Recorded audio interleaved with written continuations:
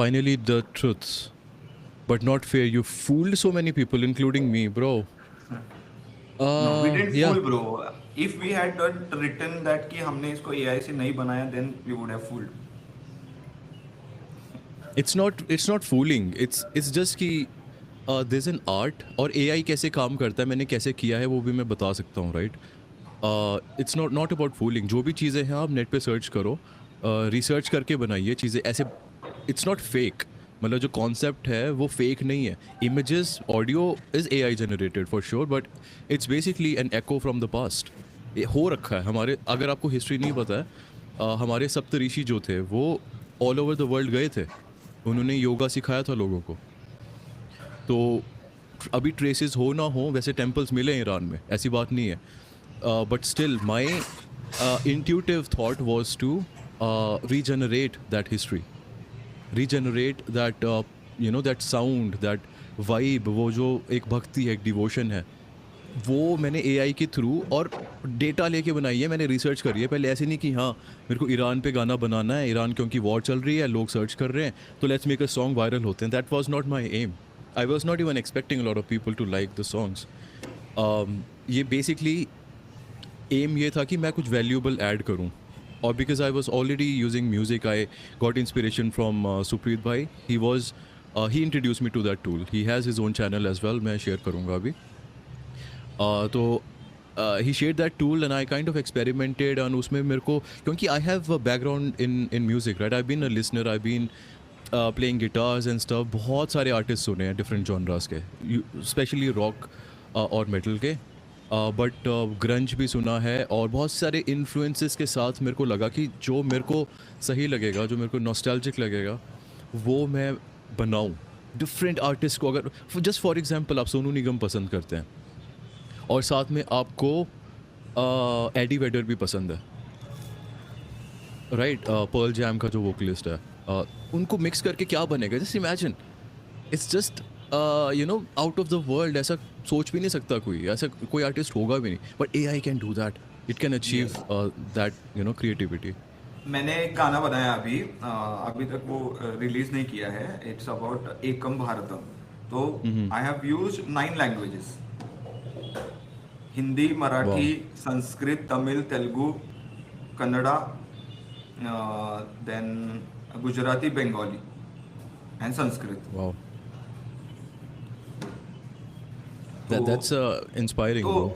या तो ये ऐसा कुछ करना, इट हैज बिकम इजी ना. और इसमें the only thing that you are doing, say अगर AI नहीं होता तो ये same we will take this same process. बहुत सारे लोगों को लगता है कि उसको एक प्रॉम्प्ट दे दिया, क्लिक कर दिया तो गाना बन जाता है. But it is not like that. हाँ, बन जाता है बट वो it is not like that. मतलब पहले अगर गाना बनाना होता तो तुम्हारे पास एक कॉन्सेप्ट चाहिए. फिर तुम्हें एक once you have the concept then you will write the lyrics. तो एक बार तुम्हारे पास कॉन्सेप्ट है तो then you will go and find somebody who is a lyricist and then you will explain him the concept. फिर वो lyricist बैठ के वहाँ पे उस पर लिरिक्स लिखेगा. Once that lyrics is done then you will go to a composer and you will say कि हाँ ये मेरा गाना है, इसको हमें चाल देना है. तो फिर वो उसको कुछ ट्यून देगा. फिर हम डिसाइड करते थे, फिर वो हो गया वो बंदा. Then the fourth part is कि now the tune is decided, now we want to decide कि इसमें क्या क्या इंस्ट्रूमेंट्स आएंगे, क्या क्या ये आएगा. Then we need to find those people who will be able to play all this stuff. तो ये सारा प्लानिंग पहले जो 10 लोग करते थे वो अभी एक बंदा कर सकता है with the help of AI. तुम at the end of the day the goal is to create a song.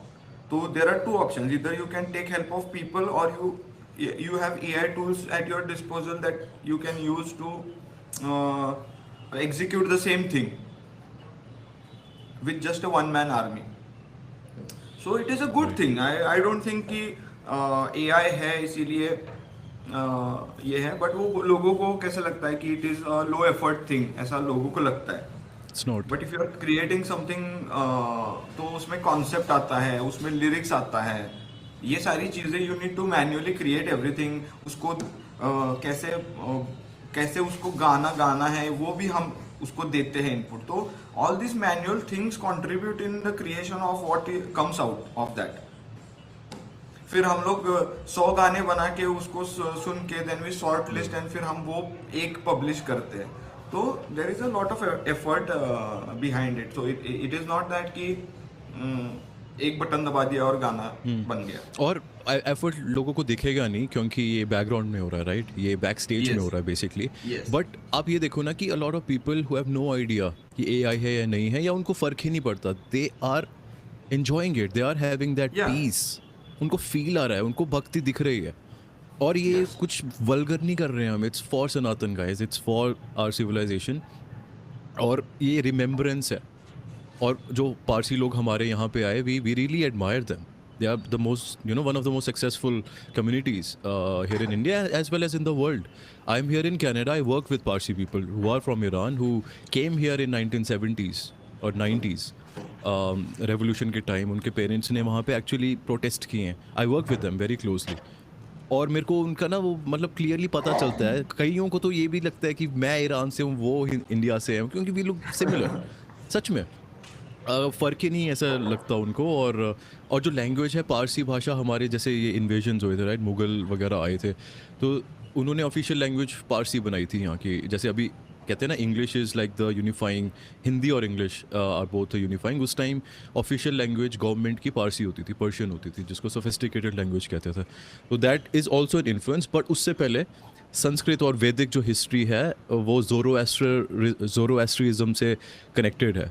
वो बेसिकली, आपको अगर रूट्स नहीं पता, वो सेम ही रूट्स हैं उसके.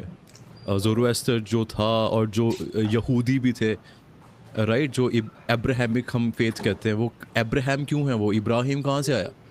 Right, that's a question you need to ask. Like Ibrahim कौन है? And why it's same in across, you know, Abrahamic religions, Christianity, Islam में कहाँ से? और क्लोज पर्सनैलिटी कौन है अपने कल्चर में उनसे? That's Brahma. Same white beard. और सरस्वती माँ उनकी गॉडेस होती थी मिडल ईस्ट में. 3 गॉडेसेस थी. No, just think about it. 3 trinity. कुछ लग रहा है ना कुछ सिमिलर. बट ये है कि वहाँ पे बहुत टाइम से डिफरेंट सिविलाइजेशंस थी, तो काफ़ी कुछ रिटेन नहीं हो पाया. तो that's unfortunate. But we still know, even after so many centuries, we still have you know, a lot of information from our ये गुरु शिष्य जो संप्रदाय होती है उसके थ्रू पास हुई हैं. और हमें पता है कि शुक्राचार्य थे कोई, मक्केश्वर महादेव थे कोई. मतलब it's not just made up things. ये लिखा हुआ है वहाँ पे और हमें चीज़ें दिखती हैं. अगर मुस्लिम लोग काबा में होते हैं, राइट, परिक्रमा क्यों करते हैं? वो उल्टी परिक्रमा, वो तो मानते ही नहीं आइडल वर्शिपिंग में. क्यों करते हैं? रिचुअल है ना बना हुआ. There is something behind it. तो I mean we can go into all this, but we have some questions here. वो एक ये yeah. जो मक्केश्वर महादेव का जो था ना, इट वाज मोर ऑफ कि वो वहाँ पे जो जगह थी जहाँ पे अभी मक्का है, वहाँ पे हमारे इंडिया से लोग बहुत सारे जाते थे ना, तो they use to keep their idols and everything over there. तो that was a place where they went and kept all those idols when they were traveling. Because हम जब ट्रैवल करते थे तो सिर्फ हम लोग ट्रेड नहीं करते थे, we were also distributing our knowledge to the world. Yes. कि the Yes. truth about reality, what our civilization has discovered, that was also a point in that. And जब वो पहले वहाँ पे रखते थे तो वहाँ पे भी there was idol worship earlier. तो बाद में जब it was इस्लाम जब पूरी तरह से बना, तब फिर वो नए जो सारे चीज़ें आए, द आइडल वर्शिप को उन्होंने ये कर दिया. तो but that was a place where जो भी इंडिया से ट्रैवल करते थे लोग, they used to carry this idols and they used to keep it there. Right. और आइडल्स को भी This is मतलब one अभी of भी the कई हिंदुओं को that ना I've अभी read. मतलब when they explain something to other people, मैंने यहाँ देखा है क्योंकि यहाँ पे डिफरेंट कल्चर के लोग हैं, बात करते हैं रिलीजन की. तो I seen Hindu people from India talking about idol worshipping like idol is the god. I mean you might agree to that, but it's actually a manifestation of God. और वो icon होता है. We don't worship the stone, we worship the energy that idol has, that icon has. तो ये deep है और ये energy का concept बहुत, इसकी layers होती हैं. मतलब we have talked about all these things in like a lot of podcasts. 4 घंटे के podcast किए हैं हमने इसके. And thanks to Supreet bro to doing research. बड़े बड़े नोट्स बनाए हैं इन्होंने.